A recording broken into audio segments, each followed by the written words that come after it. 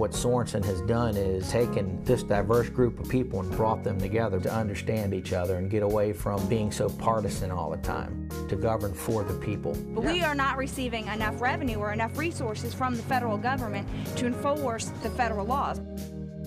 I don't want to block off other opinions and other viewpoints. I want to hear those, and I want to be able to come up with arguments on why I believe the way I do. If we want to cut an area, let's cut an area. Let's not just say 1% and to hell with everyone. These organizations are fundamental to bringing tourism into the state with a lot of additional tourism revenue to all the communities involved. If we're making cuts across the board, 2% cuts, I think we should not be funding non-state agencies this year. I'm Jen Little. I'm running for school board. There needs to be good politics, but don't lose sight of the real issue, and that's good government. The first 6 months in the Senate, it's like 100 scorpions in a jar. That's one of those things that resonates very much in the Sorensen process.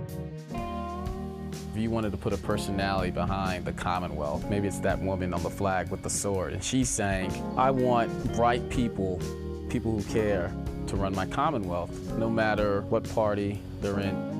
I need some form of structure to cultivate a pool of leadership to advance the needs of the Commonwealth.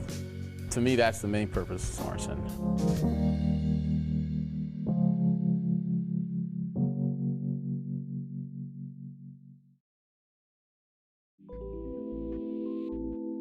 Funding for the production of Across the Aisle was generously provided by Frederick W. Scott, Jr.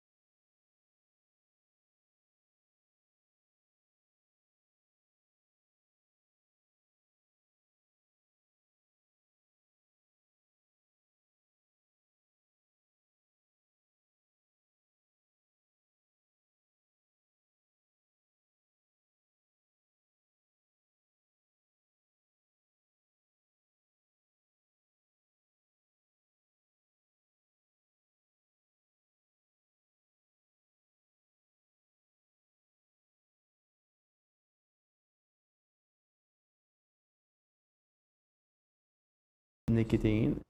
I started getting involved in all these community projects, affordable housing, homelessness, food banks, and slowly I realized that you can spend your whole life serving people, which is good, on the trenches. But if you don't go up to the where the water is coming, the fountains is coming, meaning the policy, the budget, you know, the decision making, then you will not be closing the circle. Okay. So you're fixing the voltage here?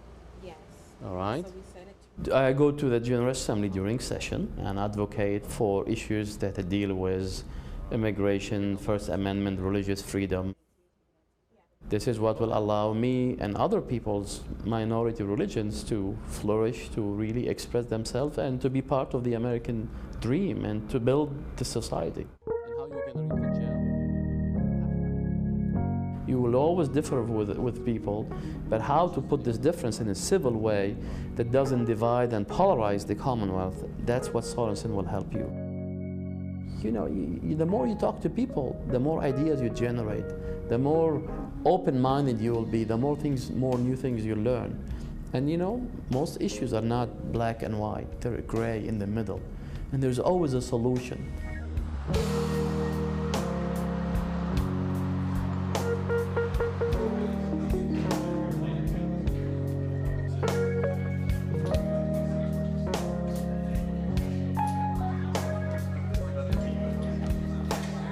I am a legislative representative lobbyist for working people. Labor is you, me, and everybody who works for a living. Diane, who would you like to see today? Diane, please. Yes, let me tell her that you're here. All right. Thank you. But anybody who gets up and goes to work, I think, ought to be able to afford to feed their family, have a roof over their head. Yeah, I mean, health benefits. And what can I do for you today? Go on and talk to Chuck a little bit. About specific issues? No, just things in general, how everything's going. Okay. I pay attention to politics. I build relationships with legislators and other lobbyists. Yes.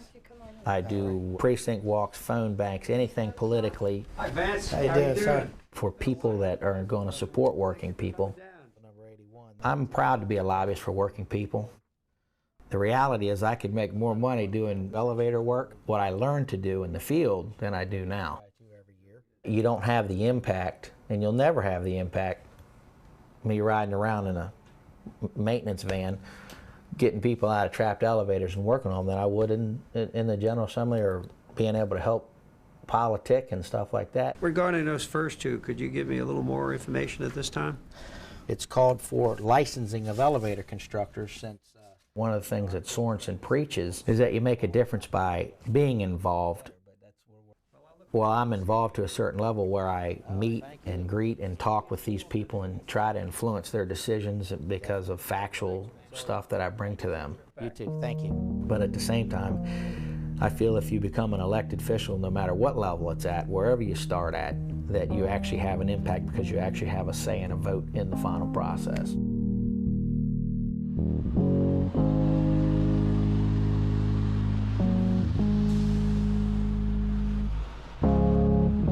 I started off working for Governor Warner, and then I stayed on and worked for Governor Kane, and then came here to work for Senator Webb.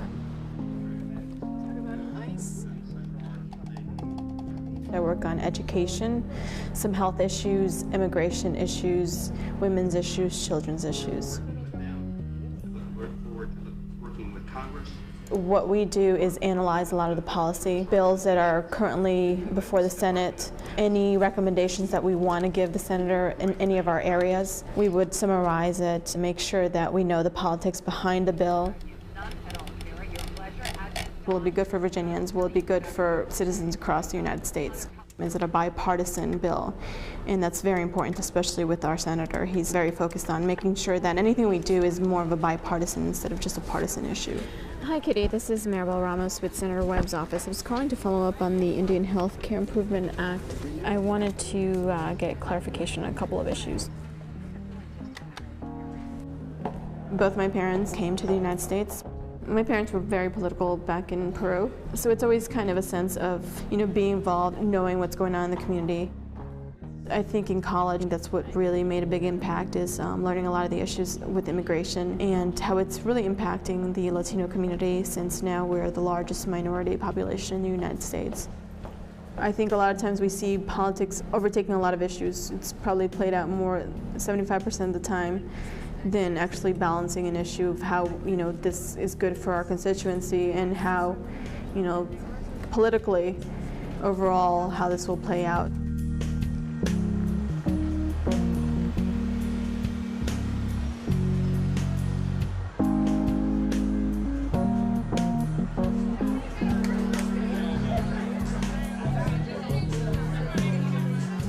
The Richmond area, black politicians formed their own little group, and so she politely told Christabel, we can't really support you right now, and if you're not from Richmond and South, we don't consider you part of Virginia, so we're up here trying to do our thing, trying to put our people together. I do individual augmentation for the Army, which means I task the Army's major commands to provide soldiers to fill certain positions in our different theaters of operation. One of my major operations is multinational coalition forces in Iraq. My life is inherently enveloped by politics. Somewhere down there's a clipboard for you to sign in. And then my job is the easiest part of my life. I work 8 to 3, and then 3 o'clock till whenever is when the real stuff begins. What are you running for? Board of County Supervisors out in Princeton. Oh, okay. We're doing stuff with the NAACP headquarters. Arlington County Democratic Committee. I'm outreach officer for Arlington Young Democrats. And then I do my own personal networking in Northern Virginia and in DC as well. Put the word out and say, hey, let's all of us come together, meet so we can get connected, swap business cards, swap emails. There's no reason why any of us, whether we're Republicans or Democrats, if we're out there trying to do something positive, that we should be out there searching for help. But it's all about self-advancement at the end of the day. Until I've proven myself, until I've made certain connections with the right people, then no one's going to take me serious. You have to establish yourself in order to advance whatever cause it is you're trying to push.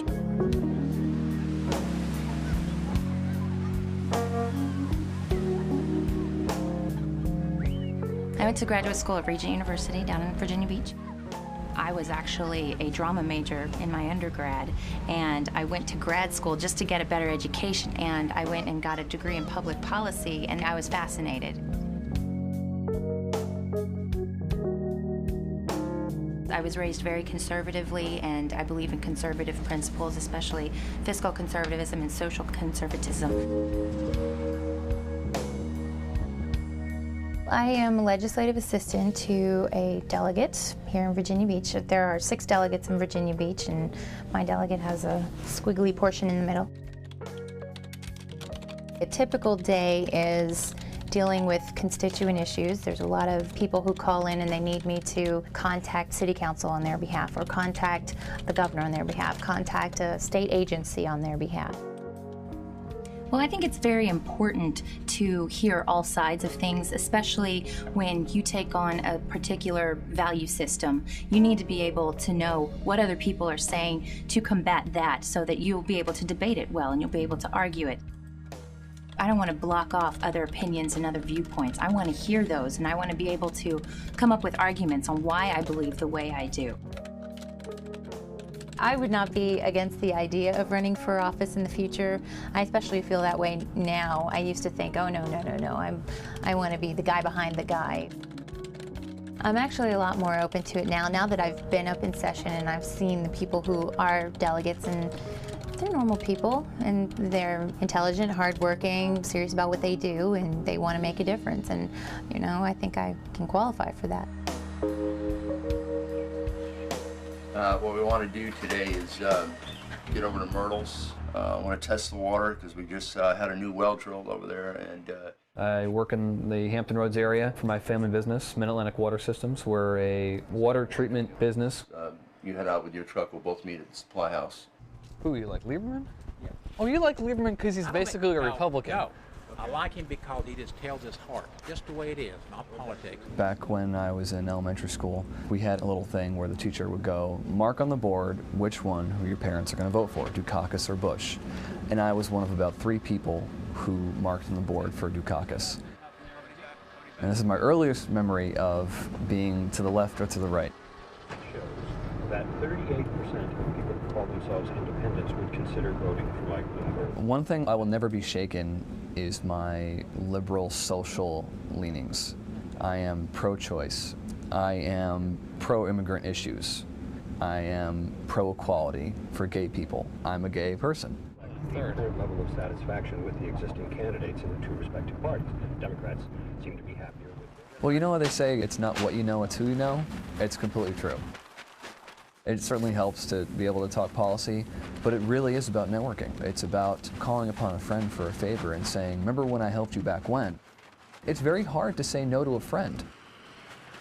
I believe 10 elected people who are in the General Assembly went to Sorensen. And a lot of them know each other, are friendly. Even if they are Republican and Democrat, they can work across the aisle.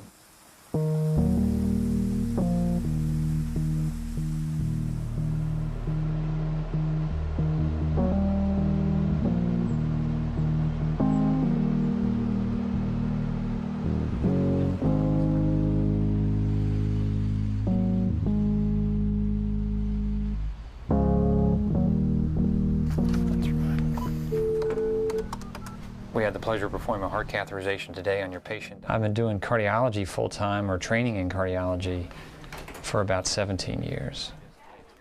Look, great news. Everything looked, wonderfully clear, and the pumping ability of the heart is normal. Once you come over, our practice is really about 24/7 availability.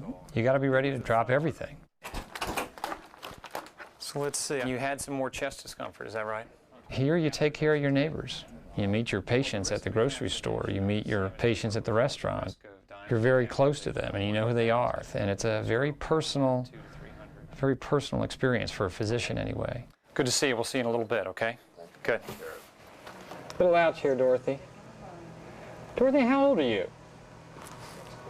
61, you're young. I've been interested since I was a young boy in public affairs. My grandfather was Attorney General of a state, and I grew up in a military family where it was all about service and it was all about, making a difference. For me, that's led to, an interest in public policy, an interest in how things can work better. And we're going to open that artery to make it feel better, all right? Politics is the way we figure out together how we're going to use our common resources. Politics is good, but sometimes good politics is not good government.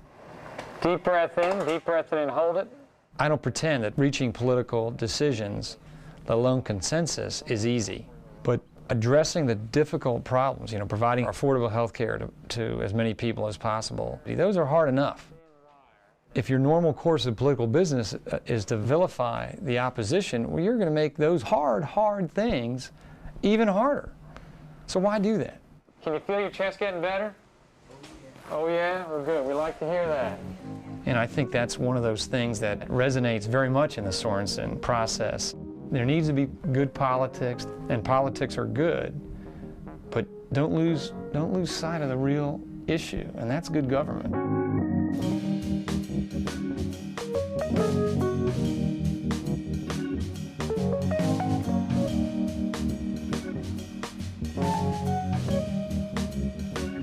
The Sorensen Institute is educating political leaders for the future. That program meets one time a month for 10 months.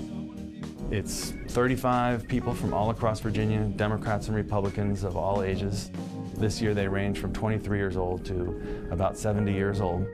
They span the political spectrum from very, very conservative to self-proclaimed extremely liberal.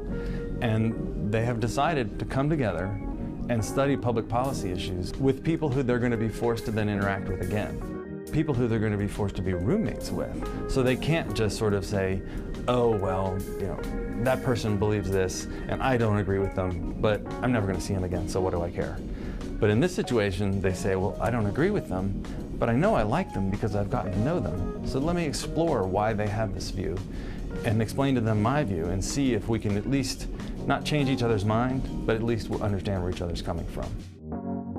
One of the very first things we do is we take these students who don't know each other and we throw them into a room and we talk about ethics in public policy. A lot of times we go through life thinking we have ethical dilemmas presented to us, when in reality we do not. An ethical dilemma is when a right action is pitted against a right action, or when values come in conflict. Imagine it's Sunday afternoon. The grocery store is rather crowded. There's one grocery cart left, and you're walking towards it, and you're in a hurry, and you see out of the corner of your eye someone who is clearly infirm shuffling their way to the grocery cart, the same one you need to get your shopping done, because you've got to shop for your family for the week. Ethics is what makes you slow your pace and let the other person have the shopping cart. There's no law that says always give up your shopping cart to people who need it, but you know it's the right thing to do. It's perfectly valid to say that my gut is actually one of the tests for right or wrong. Second test, is it legal? That doesn't mean that if it's legal, it's okay in all cases, nor does it necessarily mean if it's illegal, it's wrong, but it should send up a big red flag. If I'm part of a profession that has a code of ethics, I should perhaps dig it out and apply it to this question, whether I should do or not do something. It may have some guidance, so that's a third test. The last two tests are, again, very real-world, natural ones. The first one, how would you feel if what you're about to do was on the front page of the weekly newspaper in your community? How would you feel? Are you okay with that? And finally, it's the mom test. Think of a moral exemplar. For many of us, it's mom. What would they do? Or the alternative version of the role model test is choose such a moral exemplar or role model, and imagine you had to go tell them what you're about to do. What do you think they might say? The important thing is to be able to see that different things are ethical dilemmas than I might have imagined. One of the discussions that we had during that first session was about party labels and how we, as people or as a society, choose to label people based on partisan affiliations. When I say liberal or when I say Republican or I say libertarian, you just shout out what that means to you. Fair-minded. Populist. Progressive. Passionate. Big spenders. What? I think that is just the stereotypes that we hear all the time. I think we play into that a lot. Baby killer. People don't look further into the issue, and they just, automatically, because, for example, you're pro-choice, you're a baby killer. We're going to go on the other side. Republican. Conservative. Evangelist. Stable. Ronald Reagan. Strom Thurmond. Why not ask the question, why you're pro-choice? Fiscally irresponsible. Go further into the issue as opposed to just labeling someone. Self-serving. And I think you see that.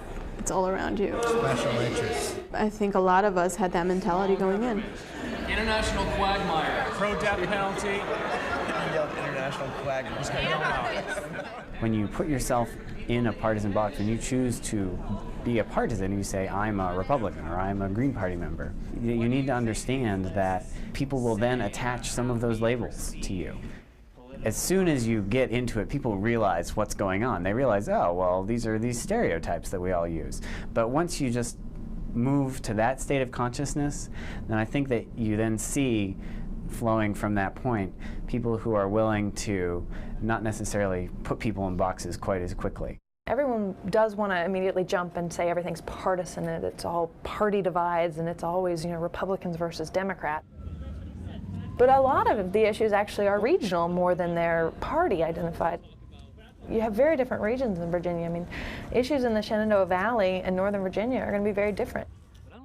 We broke up into different groups. They grouped us by Northern Virginia, Richmond, small cities, Southwestern, and Hampton Roads. And we all had to come up with what our most important issues are and what the most important issues facing the Commonwealth are. Rural issues were drugs, economic development, education, urban growth/development, however you want to characterize it.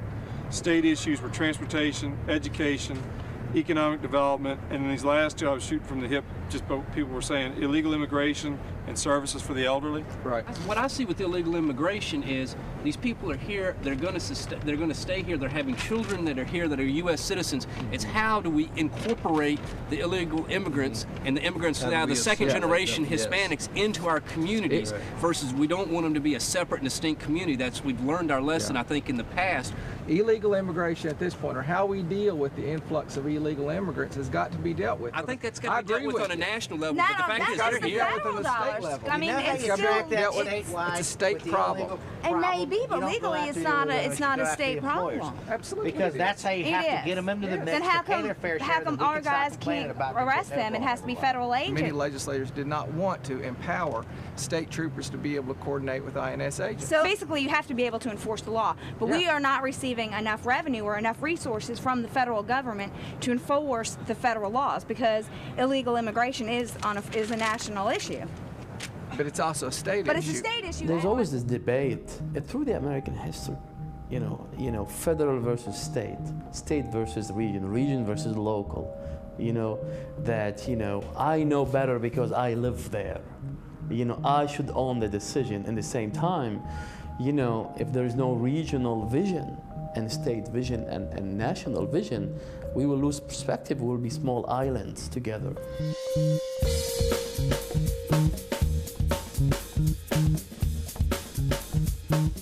We want a range of ages. We're looking for racial and ethnic diversity. We're looking for philosophical diversity and geographic diversity within the state of Virginia. But that's not the whole picture. You actually have to go and experience different parts of the state. When we were in the Richmond area, we went to the State Police Academy. We had a meeting with the Superintendent of Police, Colonel Flaherty, and talked about policing issues and budget and whether or not the police force had enough police to do what the General Assembly requires them to do. This is Chuck Hall. He's one of my premier driving instructors. That's why I've got him here. He's going to be doing the demonstration. Actually going to let some of you guys do a little bit of driving while you're here. In addition to talking to the superintendent, they did a driving simulation along the lines of what the people who are training to become police officers do. All right, we'll get started. Chuck, jump on one and show us how it's done.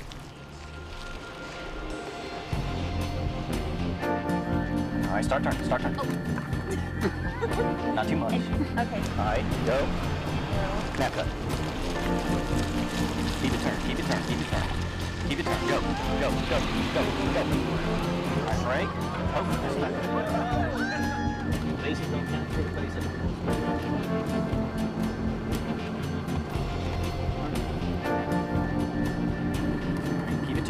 Keep it turn. Crank her all the way over. Now go.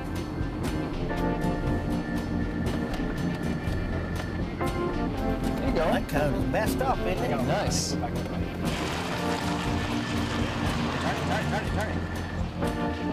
All right, and stop.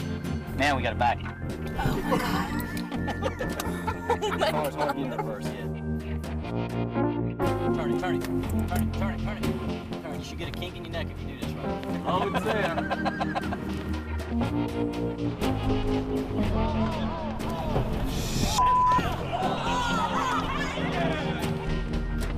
I'm knocking a bunch out.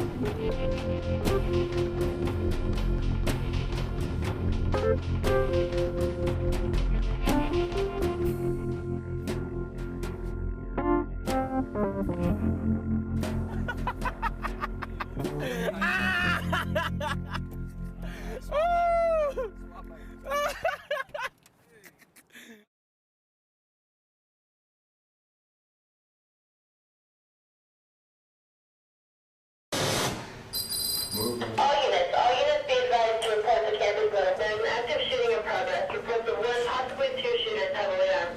Again, there is an active shooting in progress. All units will report to campus middle school. Proceed with caution.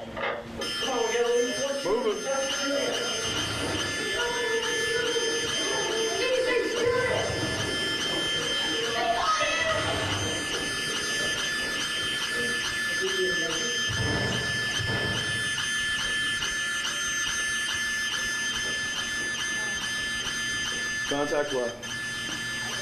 Drop the gun! Drop the gun! Hold on, put it down. See? It's down. Down, down, down, down. Now, what is this?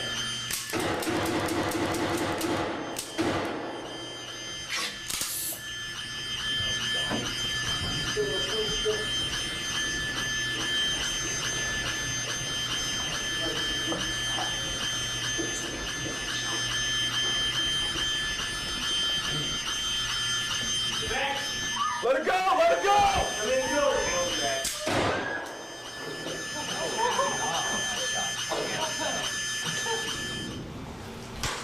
You're in this small room with a lot of other people. All the lights are out, but on one side of one wall, there's a huge screen that makes up the entire wall.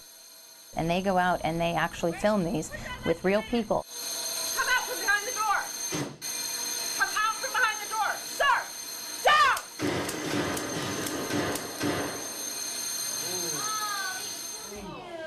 Sir, show me your hands! They had everything from pulling somebody over that got hostile to dealing with domestic disturbances. You know, a man's got a gun, but he's holding a baby. What do you do?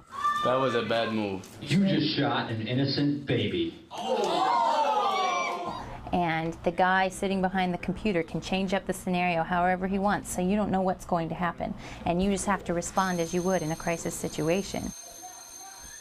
You've got people screaming and bleeding all around you.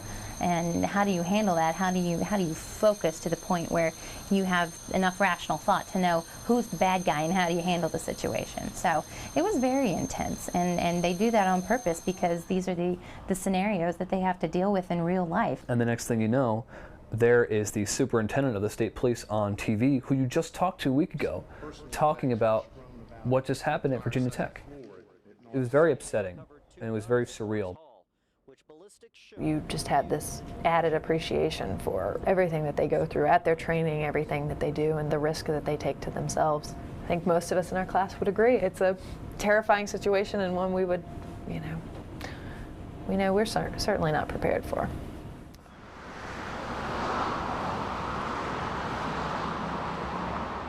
I think you're going to really enjoy today being part of the budget making process.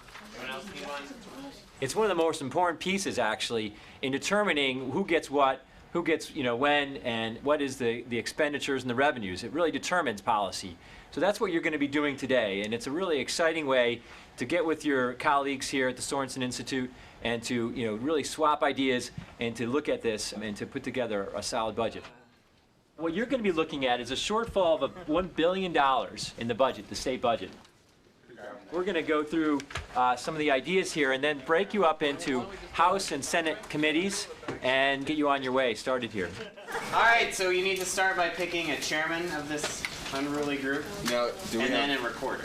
Are we doing party stuff? Are we going to majority, minority, who gets the chairmanship? With the budget simulation, we actually deliberately pick people who are a little bit more moderate to be in the Senate. Just like the real U.S. Senate, just like the real Virginia Senate. All right, everybody take 2 minutes to review it.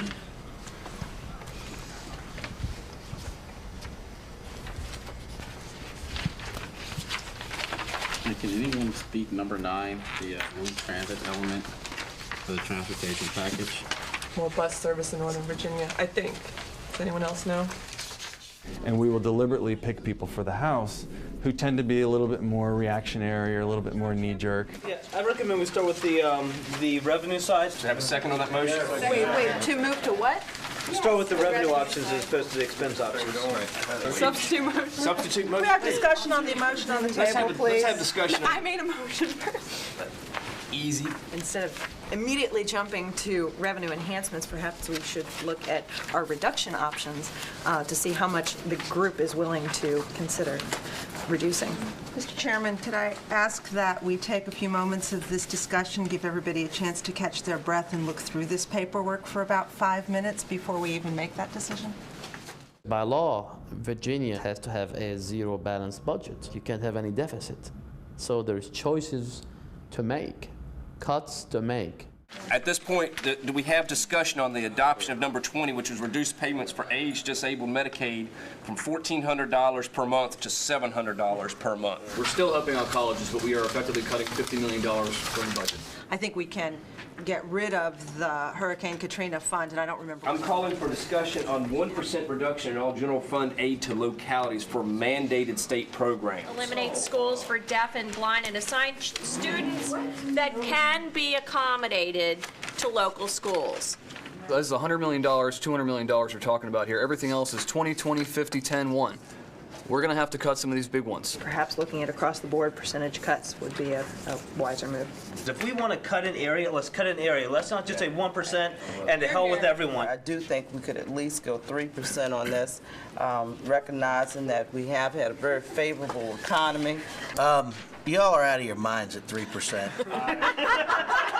I mean, you don't have any idea. If, you know, we don't have a report or anything sitting here in front of us. We're going to just say a 3% cut. I'm going to cut all y'all's salaries 3%. How do you like that? I would move that we eliminate the grants to the non-state historical organizations, number 33.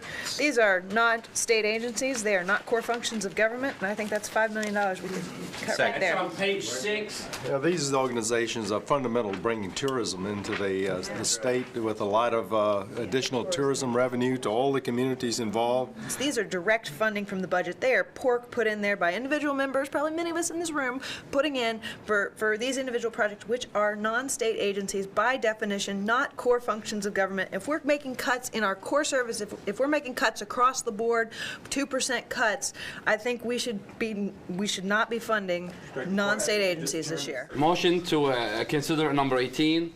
I mean, those universities can plan the year after. Those are funds for planning only. So I suggest we got a second, and that would bring us back into we have a $1 million surplus with the adoption of number 18. Any discussion of the adoption of 18? Going to call for the question then. All in favor of adopting 18, which is eliminating $10 million for planning of new construction, signify by saying aye. Aye. Opposed? Nay. Nice job. All right. My main thing was I wasn't going to fire anyone to balance the budget. Cut all the programs you want and do whatever, but you're not firing people. I would be in favor of a 1% reduction in state workforce. So if it's 106,000 employees. Could we not just increase the 1% to 2%? And keep the employees. Right, keep the employees and let the agency heads and the governor, letting them make those decisions. Let them actually manage their own people, their agencies, instead of us saying 1% cut. Because they may not necessarily need that cut. No, they may decide to drop services. But dropping services means... No, but when the services are dropped, that means someone's not doing it, which means the job is vacant. Let them manage their agencies. That's what they got hired to do. It is so difficult for state agencies to lay off employees unless it is mandated by the General Assembly. We have to order them to do it, or it won't be done. All I'm suggesting is give the governor the power. Say, here's a problem, we figured out how we're going to solve it in terms of we need $400 million. You figure out how you're going to cut, whether it's programs or whether it's employees. Yeah, because they may be overspending in some areas. But I'm a legislator. I don't want to give the governor any additional powers. Okay. We're voting in favor of the cutting the workforce by 1%. All in favor say aye. Aye. All opposed? Nay. Three opposed. 8-3. 3. Afterwards, the Senate group got together with the House group. We went over what each of our decisions were, and then we tried to compromise, which is exactly what the House and Senate do. You know, you give a little, I'll give a little, and maybe we'll meet somewhere in the middle. But at the end of the day, we made the cuts we had to make. Some compromises were made that we didn't like to make, but you had to do that in order to get the thing passed. But I will call now for a vote. Let's first considering the budget that was presented first in the other conference room. And I found myself to be more conservative fiscally than I thought I was first entering in. I found a friend in Whitney. We were discussing the particular items that were left in the budget. We oinked. We agreed that the pork in the budget should have gone, and both sides kept it in.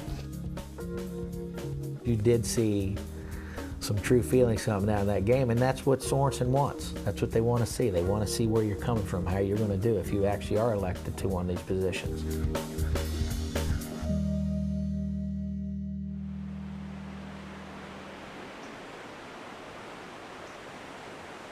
Welcome to Charlottesville. As a whole, if you just think about Virginia, the forest land, we've got nearly 16 million acres of forest land throughout the entire state of Virginia. That covers about 62% of the entire land mass in Virginia. Private ownership of that 16 million acres represents about 77% of all the ownership in the state of Virginia. It's totally the opposite on the other side of the coast. You go out in the Pacific Northwest area, 80%, roughly speaking, 80% is federally owned and 20% is privately owned. We're about 20% pine and 80% hardwoods throughout the entire state. Forestry in Virginia is huge, huge business. Forestry contributes $29 billion annually to the economic development for Commonwealth of Virginia.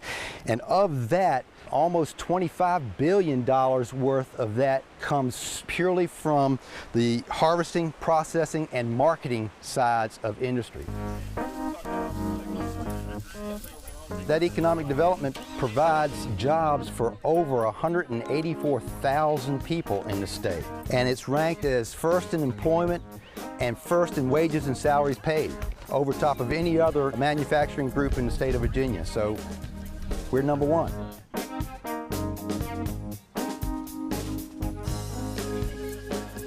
We harvest more than 1.25 billion board feet of saw timber annually. That's enough lumber to build 80,000 homes, each home being roughly a 2,000 square foot home.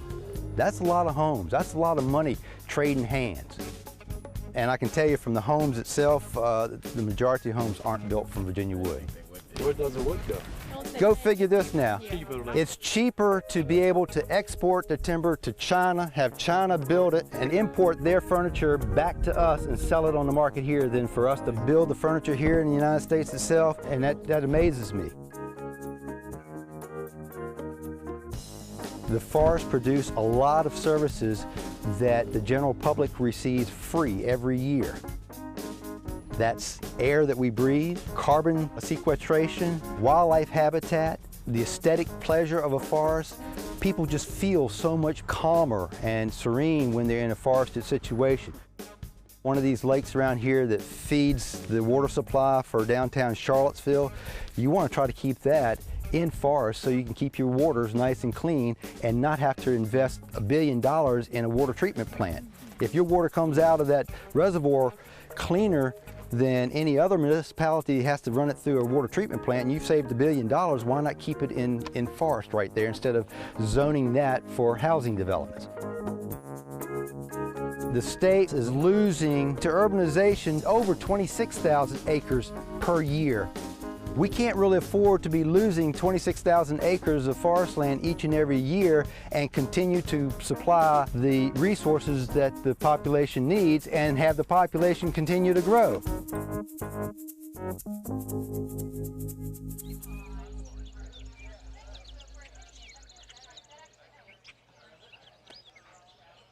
Someone said if they really make Congress hew the line and stay in Washington, it might be a good thing because they might get to know each other better. They might actually go out to dinner.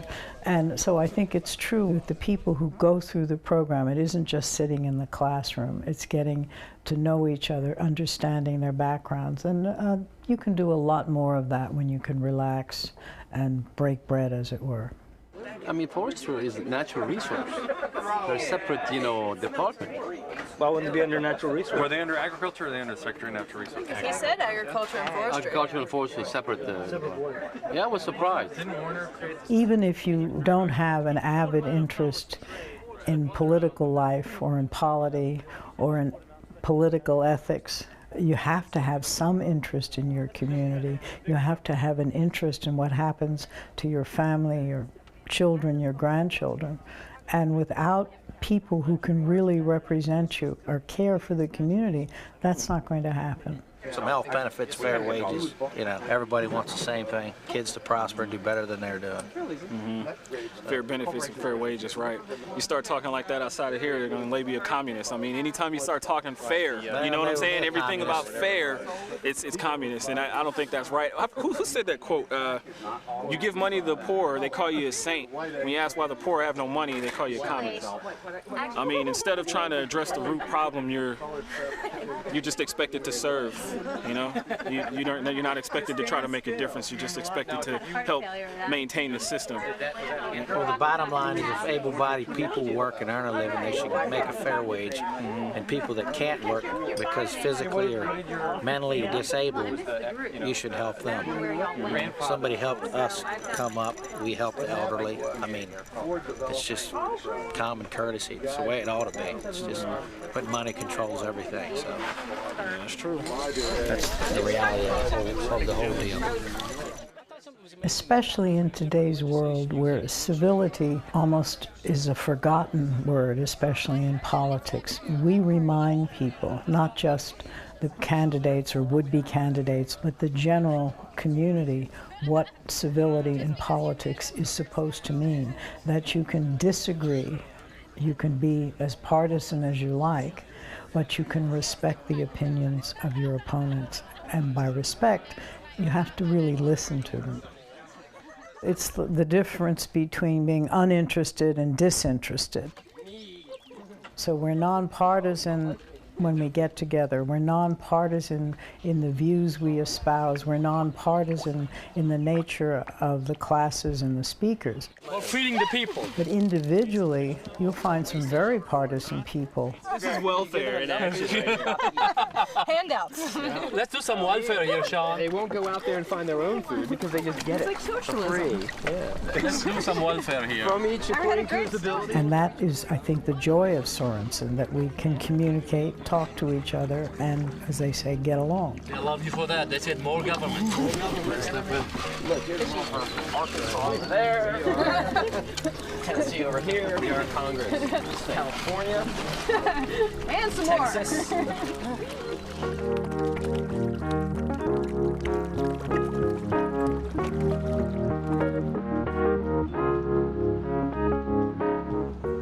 I made a comment to an individual who was interviewing me about the first 6 months in the Senate. He asked me what it was like, and I said it's like 100 scorpions in a jar. There's a lot of time in the program where they're seeing how local and state politics are linked, but we often sort of get so focused on Virginia we forget that there's this federal government over the top of everything. We got to meet Senator Webb and Senator Warner. I was surprisingly impressed with Webb because I'd heard all of these negative things about him from the beginning when he first got in, about what a jerk he was being. And The greatest example to me of how far over we've gone is the NSA wiretapping issue. When you have an agency of the executive branch that is giving itself the authority to listen to conversations and to monitor emails and doesn't even have to tell the other branch of the government who it's listening to and who it's watching, that's pretty dangerous in terms of how a society works. And that's why The reality is Webb says what he feels. He's already accomplished. He's not trying to gain anything or get anything. He's trying to wake people up and have them see the forest for the trees. I'm one scorpion in this jar, you know, but we're doing what we can. There are things that automatically just change. Well, hello everybody. We'll have the senator. Senator Warner, we didn't think he was going to be able to make it, but he came in at the last minute. He had this very, very important bill. Regarding the future of Iraq. His bill would reduce the number of troops in Iraq. And at that point in time, he thought that his bill would be the one to do it. Make sure that if I'm needed to approve any changes, we got 7 minutes. He blew in the room and spoke to us for a few minutes. An aide comes rushing in and he's signing. And This is a crisis. Is it done or is there a change? It's done. All right, it is done. You're watching the signing of a historic document. You will hear and read much about it here in the press. And that didn't happen. And his bill was just another dead Iraq bill. Having us meet with Senators Warner and Webb, I think it was just to show us what's on the other side, what these men experience and what they've gone through.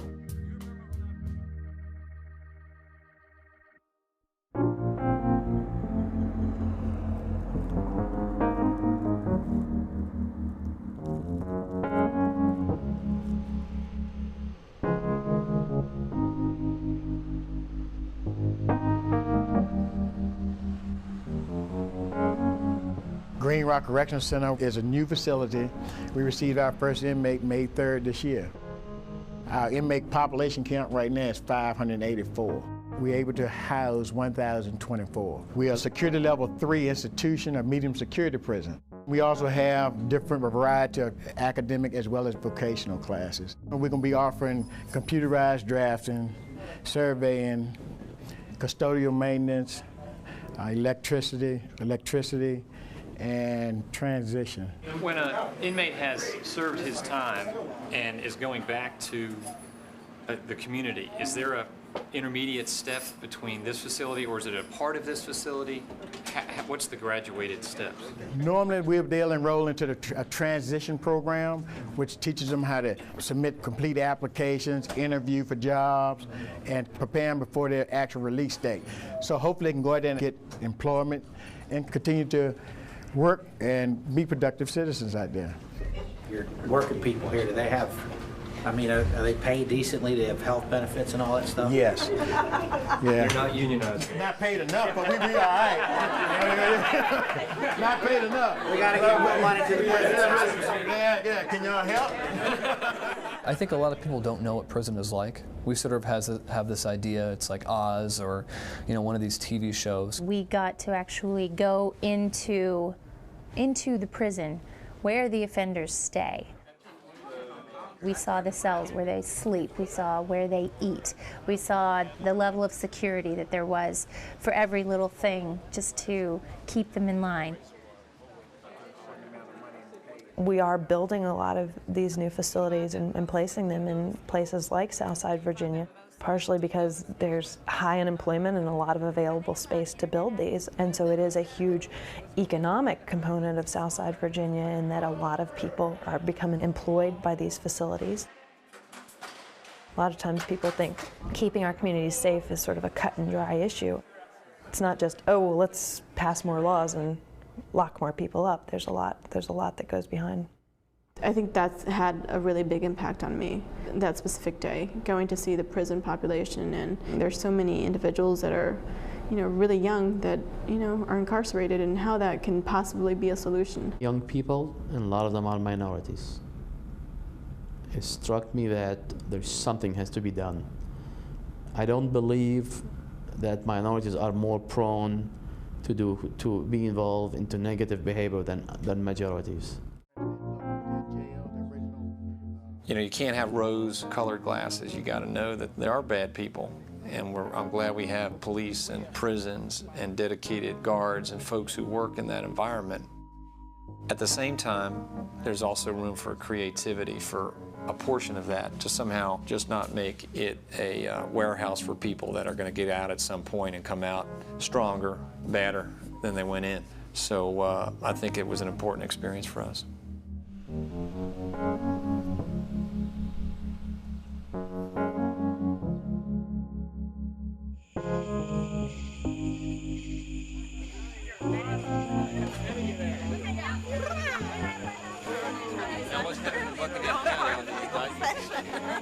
The Attorney General approved the investigation as a constitutional officer. Right. We are able to accomplish things faster in a right-to-work state than D.C. or Maryland that are. My favorite part of Sorensen is the banter that goes on with us outside of session. You know, the speeches and the classrooms and what we go through, those are very important because they teach us about other segments of the population. But getting together with other people who we never would talk with on a daily basis. We never would even think to make friends with these people. And we're forced to find things that we find in common. Everyone I hang out with, they're all Democrats. They all think like I do. We're all like-minded people, as most friends are. You hang out with people who will agree with you. These people, if you come up with an idea that they don't agree with, they will shut you down in 2 seconds. We're $50, $60, $70 million, not enough money as it is. And then if they take the abuser fees away, we don't have enough revenue to do what we say we're going to do. It's a lie. It's just. Well, if you think about the fact that the gas tax has not been raised since 1986, 1987, and that doesn't even. Are you turning into a true proponent? That doesn't even count for inflation, which I mean, if you think about it, inflation would bring it up to 29 cents. I've done my research. Isn't the gas tax a regressive tax anyway? North Carolina has a gas tax that's about, I think we calculated about 14, 17 cents more than we do. But the at pump price is only 7 cents more because obviously market pressure. You sound like Dick Saslow. We could do 2. We could do 2 cents. We could do 2 cents and not see it at the pump. I mean, it's not a cent per cent at the pump. Market didn't say we should raise taxes. Are you a Democrat? Who's Dick? You'll be okay, Glenn. Worked out by a 5-10 cent per gallon tax increase when the oil companies and the Middle East countries hike up the price 50 cents, a whole $1 in a year, and we just have to swallow it. I mean, we can see with North Carolina, if they're 17 cents higher on tax than we are, there's only. But their gas isn't that much higher. That's right. Exactly right. Yeah. I'm agreeing with you. I think that if it doesn't impact the price of the market, then we have not put enough gas tax on it. Because I think we should have put more on it to get more for it. Now we have a behavioral modification. I have a business. When I get taxed, I can't pass it all on to the customer. It doesn't work. People who think the same way you do, they're not going to argue with you. These people who we go with Sorensen with, you have a beer, we play some pool, you have a great time, and the whole time you're just discussing politics. With Jerry Beliles, who was the governor that raised the gas tax. And that's my favorite part of the whole program. Penny amount on it, and therein lies the problem. Sales tax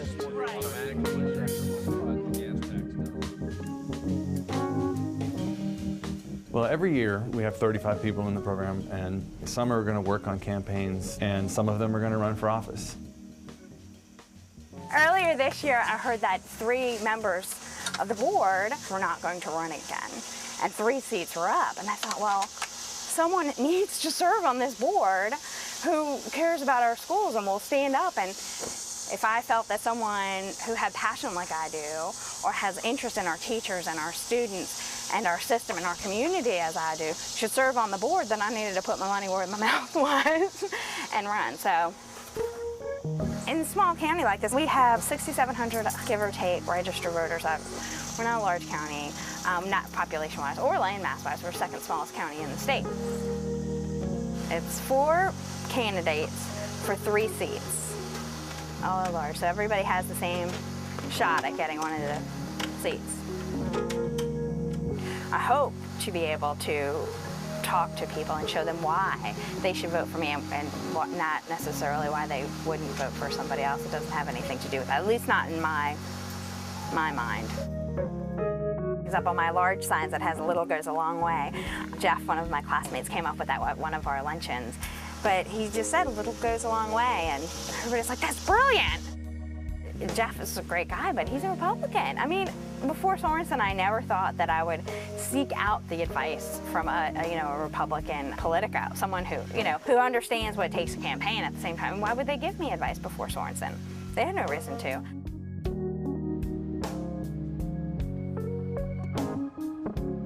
We own, on behalf of the Commonwealth, the 3 major marine terminals here in the harbor. So our job is to take those state-owned assets, market them to the world, attract more trade, more freight through Virginia. Why? Because trade and freight generate jobs and investment and revenue and tax income. That's why we're in business. The Port of Virginia represents the entire state, serves the entire state, from Volvo Truck out in Roanoke to Hooker Furniture in Martinsville to Family Dollar up in Front Royal. Are we an entity of economic development? Yes, we are. But our core function is to serve as a transportation entity. We're a throughput for freight. So keep in mind that we do business with Target, we do business with Walmart, Home Depot, Caterpillar, Ford, Chrysler. Just about any company you could name, there's a good chance we're doing business with them. So we're not your typical run-of-the-mill state agency. Self-sufficient on the operating budget, our own hiring and firing, our own retirement, our own procurement. What's the ratio of import-export? Here, we're very close to 50-50. If you just look at loaded containers, the irony is, we're the most technologically sophisticated country in the world. But what do we export? Lumber, logs, agricultural products. We actually export lumber in containers to China, so that they can make the furniture and it can be re-imported. It's very troubling as a citizen, but as a port guy, it's fantastic. Send the lumber over, let them make the furniture, bring it back in containers. It's two-way freight for us, and it's big business.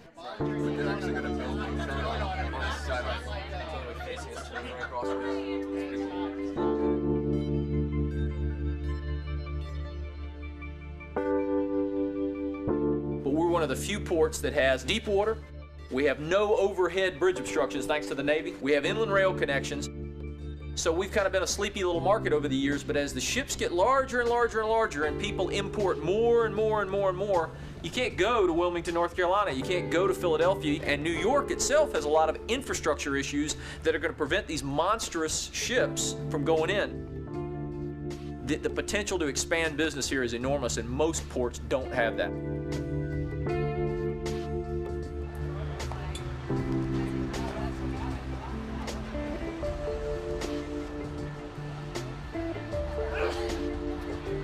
Guys, when you get off, now tip the driver. Many of our largest customers are keyed in on Virginia's political situation, particularly our transportation situation. Target and Walmart know that a lot of money needs to be spent here, that we need additional tunnel crossings, and it definitely affects their consideration going forward about, do they want to increase their volumes here? Do they want to add additional facilities here? Or would they rather go open up in Savannah or some other market? It's an ongoing issue, believe me. In your opinion, is it going to be more helpful to concentrate on improved rail solutions or improved road solutions? 2/3 of our business moves by truck.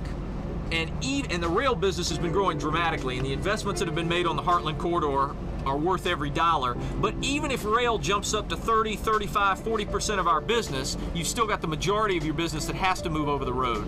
So I'm all for converting truck traffic to rail traffic where it makes sense, but it only makes sense beyond about 350 to 400 miles. So everything inside a 350-mile radius of the port economically wants to move by truck.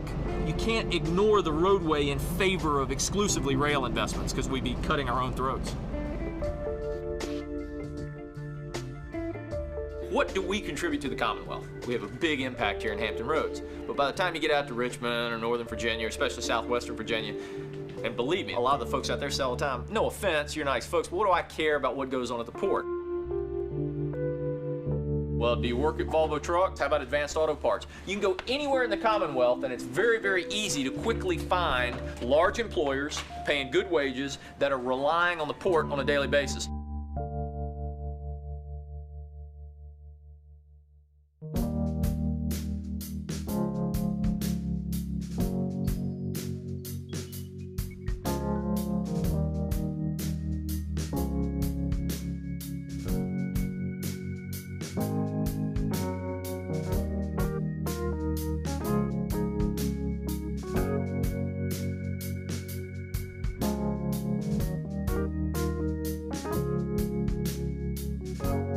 Matthews County is heavily Republican. We're a Republican area. Well, I am a Democrat. I chair the Matthews County Democratic Committee, so very much Democrat. Do you have kids in the schools now? It's a different kind of campaigning, having been a volunteer and an activist for statewide candidates. Okay, you hold that. Hold that for me. Hold it real tight. Really tight. Basically, it's just meeting my neighbors, talking to people I already know and telling them I'm running, and getting out there and meeting people that I haven't met before. So I'm Jen Little. I'm running for school board. You may have heard that I'm a Rotarian. Yes, I have. And a vegetarian. Did you ladies get a calendar for the refrigerator with the school calendar?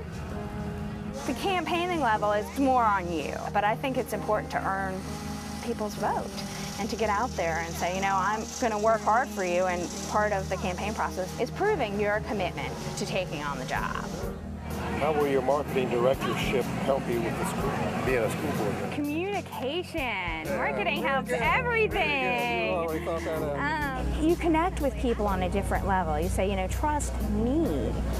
And those are big words, and you have to, before you say trust me, you have to mean what you're going to say. Work with the school board to retain high-quality teachers. It's a lot of time and energy, but it's almost like you get the energy back from knowing that come January, if I'm elected in November, I'll have the opportunity to be in a position to have a huge impact in my community and do what I believe is best for Matthew. So the reward is the end. It's coming.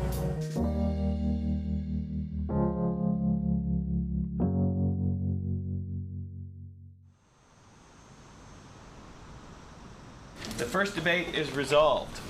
The Commonwealth of Virginia should increase its statewide gas tax to provide the financing needed to support our transportation network. Arguing in the affirmative is Ann Flannemeyer, and arguing in the negative against the resolution is Grant Tate. The debate is... We select some of the public policy issues facing Virginia, whether it's the death penalty or the gas tax or the right to work laws in Virginia related to unions, and have a couple of the class members have essentially a debate. What they're aiming to do is find the person that is least likely to support a certain position and ask them to support that position in the debate. Let's talk about the little guy. In fact, I'd like to talk about the little woman. I talked to my friend Claudia, and Claudia's married to a fellow named John. And because of the high cost of living and housing in Charlottesville, Virginia, they have to live outside, in fact, in Bryan's County, in Buckingham County. They spend $3,510 on gasoline a year. Of that, about $467 tax, according to the current tax structure, 17.5 cents. If we raise it 10 cents a gallon, well, it's only $130. Is that a big deal? To them, that's their children's books. That's something else they have to give up. In making this move, we're actually not changing the consumption of gasoline. At the high level, we're taxing the poor person. And so what I'd like to ask you to do is to join us in a slogan. Tax my gas, kiss my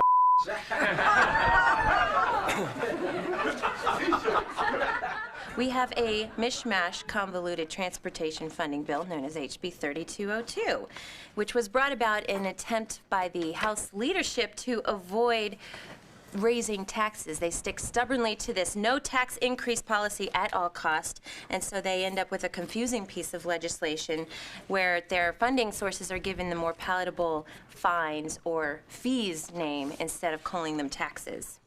In my case, I was asked to argue in favor of a statewide gas tax. I'm a conservative, and I had heard all of the arguments against a statewide gas tax, but I hadn't really heard any arguments in favor of a statewide gas tax. We already have a tax structure in place. We have a gas tax that has not been raised since 1986, not even to adjust for inflation, and I think that even the common person on the street could understand a tax rate that was adjusted at least for some inflation.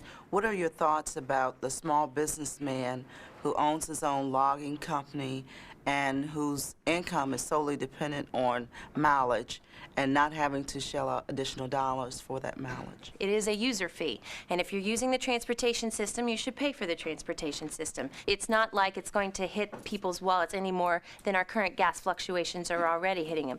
The only problem is it looks bad politically because it's the state that's raising it and not the market that's raising it. So people will still be paying the same prices that they would be paying that OPEC is charging them, but some of the money is going to be going to Richmond instead. So I think that it's really the fairest way to do it.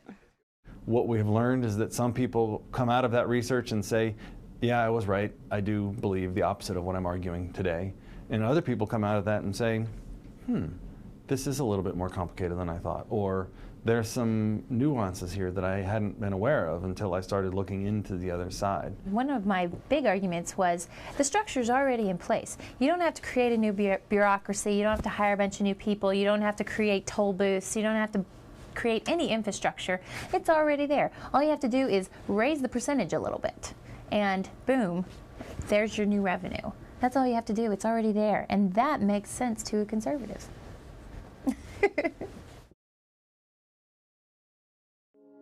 I'm Jen Little, your candidate for Matthews County School Board. I'm here to ask you for your support. It's time to change Washington as we know it. We have a Congress controlled by special interests and focused on partisanship before people. I simply want to work to help working families.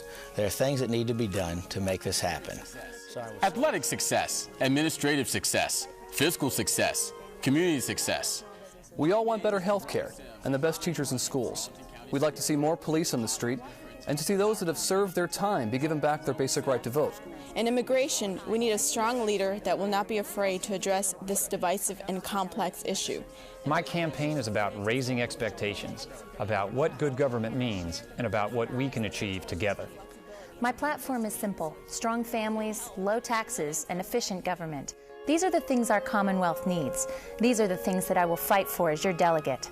Remember to vote this November and vote for Ann Flandermeyer, the voice for your values. We're up. That was perfect. That was one of the nicest ones all day. Okay. That was excellent. You should do voice work for a living. I should. A lot of the people that participate in this program have in mind to run for office, whether it's school board, city council, board of supervisors. So let's do it again. So what we try to do is give all of our students an experience at a real TV station of what it was like to do a political campaign commercial. So do I need to speak more forceful, or just? You need to smile. Damn it. There's a time to be very grim. This is not it. When you're asking for votes, that's not the time to be grim. Yeah, the IRS auditor, that's what you look like. There, see that right there? I know, but... Yeah. It's so funny when that camera goes on. Do you smile between sentences, or what do you do? Don't think about it too much. Could you get used to this? Being in a dark room with lights being turned on, I'm like the CIA. If you can get comfortable in this environment, you can be an incredibly effective political leader. And the ones who do get comfortable in this environment, the ones who do fall in love with campaigning, with shaking hands and smiling and doing commercials and knocking on doors, those are the ones who get elected. That's why Strom Thurmond kept winning from South Carolina. He loved campaigning. He was at his most joyous when he was out campaigning, when he was doing stuff like this. He loved it. So what we want to add in this take is a lot more energy. Okay. And a big smile. All right. When you're doing a commercial, especially if it's just you on the screen, you only have a few split seconds to make a very good impression to voters. I am Maribel Ramos, and I'm running for Congress. If Virginia is to remain a place of opportunity for all of its citizens. And let's face it, when most people are watching television, they got the clicker in their hand. Most often, a sincere, genuine smile will often make a very good impression. School board to make a positive difference in our community. I work hard to give families a better life, and I will keep working hard to give yours one too. It's vital you have representation on the school board who understands the changing demands of public education. Vote Sean Holohan for delegate, a proud Democrat to move Norfolk forward. Vote for change in November. Vote Ramos for Congress. I'm Dan Carey, and I would be honored to receive your vote for senator. Together, we can bring real change to Washington. That's it. Oh, God, that smile just felt so unnatural. And it looked fantastic. It looked great because it looked like you were having fun and you looked like a leader. Did I smile more? Nope. It's something you practice and you get good at. And that's leadership. Leadership is just that. You can practice it and you can get good at it. I need to practice it. That's the only way to get good at it. Yeah. You're out this door here. Yeah, this door. Yeah. All right. Cool. Good job. Thank you, guys. Good I job. appreciate it.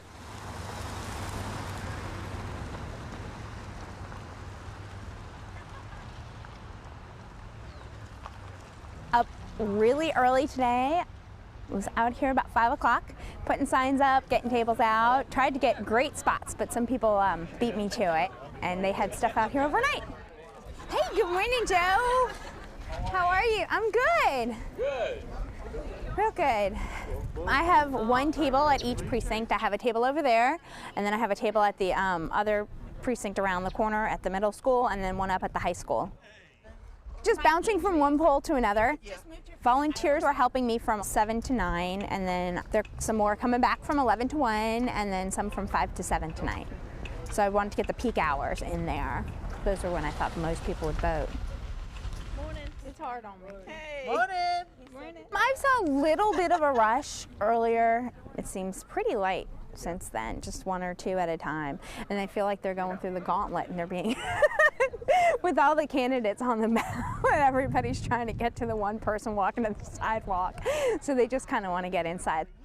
I want to welcome everybody here for our, I believe, 5th annual Election Day get-together. This is fun. I've really enjoyed it. I've done everything that I'm supposed to do. I've knocked on the doors, I've put out the signs, I've been very professional. Hey there, Terry. How are you? Good to see you. Good seeing you. I've had many opportunities to talk to people and answer their questions in addition to just being out there in general. What you got going on today? Nothing. I was doing blood pressures, but no one's taken me up on it yet. I might come in and get my blood pressure taken. I'm sure I'm under some stress. So my goal is to be here if anybody wants to talk to me, and also to make sure that I have visibility, which I do with signs, and really get to know the people who are here and enjoying the day. And there is your bread pudding right there. Okay, thank you. Would you like everything? You will see. I don't know what to make of it. At least my race has been nice and clean and not, you know. Yeah. We've all kind of campaigned on the same sort of issues. It's just a matter of us wanting to, how we would approach it. There are 3 seats open, 5 seats total on the board. Tonight, the majority will be elected. I'm going to have to work with 2 of the other people running regardless. And plus, you know, it's a small town. We all have to stay friends, you know. Our kids are still going to go to school together. We're still going to be in Rotary together. And we're still going to share the same community. So nothing is to be gained from not getting along and working together. Hi there, I'm Jen Little. I'm running for school board. I haven't seen this many people turn out to vote in a, you know, a non-presidential year. A lot of people, locals, are saying that this is very high for the area. So we'll see.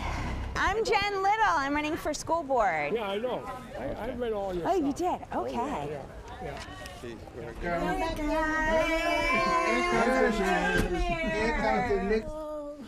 President of the Board of Ed. Oh, do I get a kiss from this pretty young girl? You know those guys that's always at the Heiko and coffee? I haven't heard anyone say they wasn't going to vote for you. Really? They had nice things to say. Yeah, even they have nice things to say about you. Even they know you're head of the Democratic Party in Matthews, and even said nice things about you. I'm wondering something. Especially Jenna Hayes. Wow. I put it like this. He's a Republican. I mean, really. They're good Republicans. I've learned that. That's what everybody said. Okay, we're ready. School board. School board. Jen has the highest vote. Jen had the highest vote. For North. Okay. Yes! There's 647. Oh my God! Woo! Somebody get that. School board. Yeah. School board. What was it? 1,000, how many? 1,000. One for who? 004 for Jen Little. Okay. 1,000 people? School board. Oh, baby. Thanks for putting up with me. I know it's not, but come on now, Trip. Still got 1 precinct left to go. Still got 1 precinct. I could have just won my first election. I'm not calling it yet. I think I'll do well in Chesapeake. Chesapeake's up here. I don't know quite as many people. I haven't been spending that much time up here. But I do have a lot of friends up here. You're in the top 3 for sure. Yeah. So, I mean, being the top vote getter would kind of be cool. Not necessary. It's all at Lars. So we're going to open McDonald's in schools now. No. Orange County, Chesapeake. Okay. 545 for Little. Okay. All righty. Bye-bye. Hey, John. Yeah, and I'm top vote getter. We really beat some goals today on the Senate race, but it looks like we beat the Republican incumbent. And on the school board race, Democratic chair was the top vote getter in a Republican county. It's a lot of responsibility. Jen, the top vote, get your mother. Yep. The top vote now? Yeah. Tell me what the story is. I didn't get it. Everybody I heard was saying positive things about her. That's great.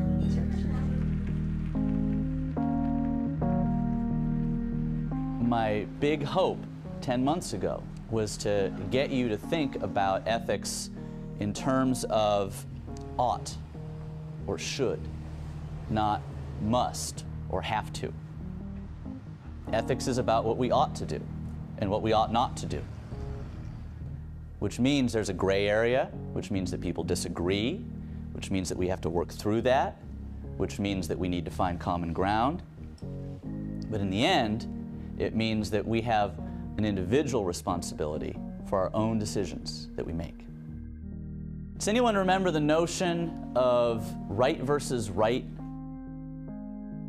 If ethics is what we should do, and we all know in our gut what we should do, a real ethical dilemma isn't a right versus wrong. Well, should I kill him or not? Should I steal it or not? A real ethical dilemma is right versus right, truth versus loyalty, individual versus community. And these are the questions that as policymakers, as public leaders, we need to think about.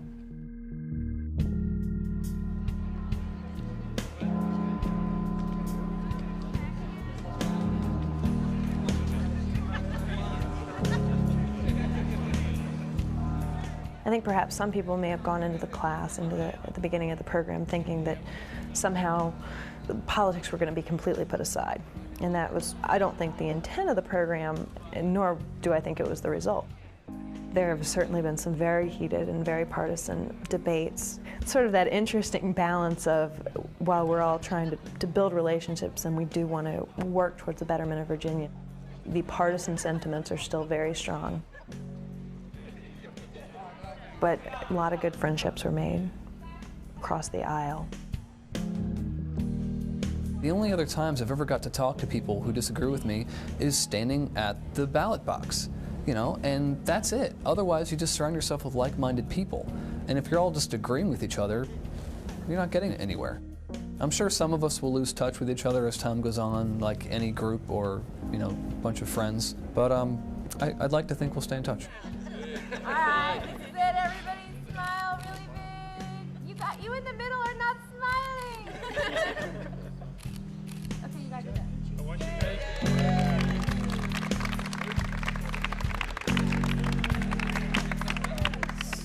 It just means so much to me that you're all here every month to reach out to other people, to learn new things, to try and make Virginia a better place. And this is just the beginning. You guys are the vanguard of the future for Virginia and really for the country. I fully expect to see some of you in Congress and the Senate. I know there's a couple people who'd like to be president one day, and I just can't wait to have that opportunity to vote for you. Well, this has truly been a unique experience for me. I've gained some great friendships from this and also realized that not all Republicans are evil.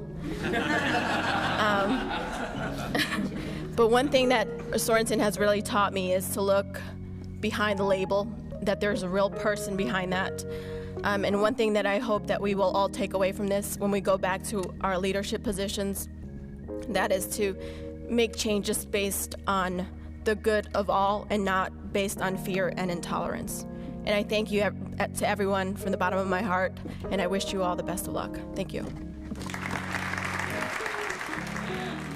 Being in the Sorensen group, being in contact and talking with the public leaders, the academic people, as well as the actual elected officials and the appointed officials, was really a eye-opening experience for me.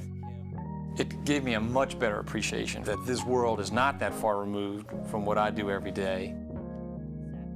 It's people trying to do the best they can, trying to organize themselves, trying to think through problems. And the Sorensen experience exposed me to what that means in terms of land use for Virginia, what that means in confronting the transportation needs of our state. It gave me, I think, a vocabulary. It gave me role models.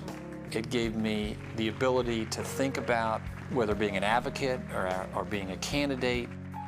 But it gave me a route of how to get from A to B to C, to envision how to do that over the next 4 or 5 years. Not to dream about it, but to move beyond the dream or the desire and to put in place a concrete plan. I just think I'm a very different person in terms of how I think politically, what I expect of myself, what I expect of other leaders.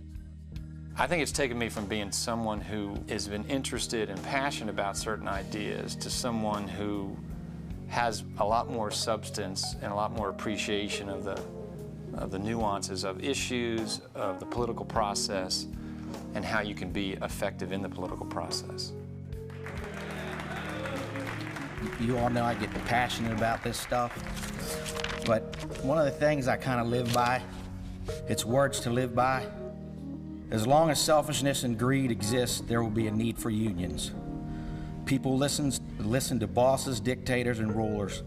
They follow leaders. That's what I expect out of all you all. Fairness for all, always lead by example.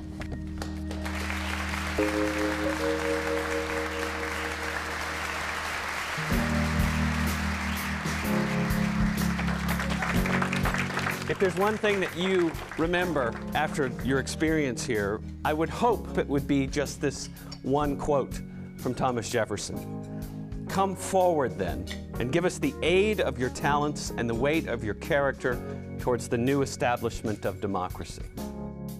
Come forward.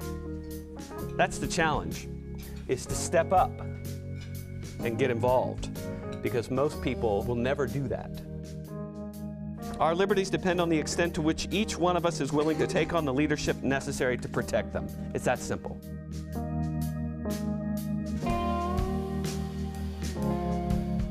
Circumstances of history present every generation with new challenges that demand a reinvigorated commitment to the preservation of liberty and the cultivation of inspired individuals to lead the fight.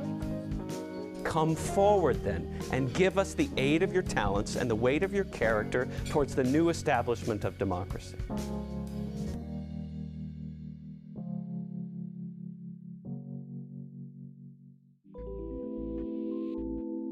Funding for the production of Across the Aisle was generously provided by Frederick W. Scott, Jr.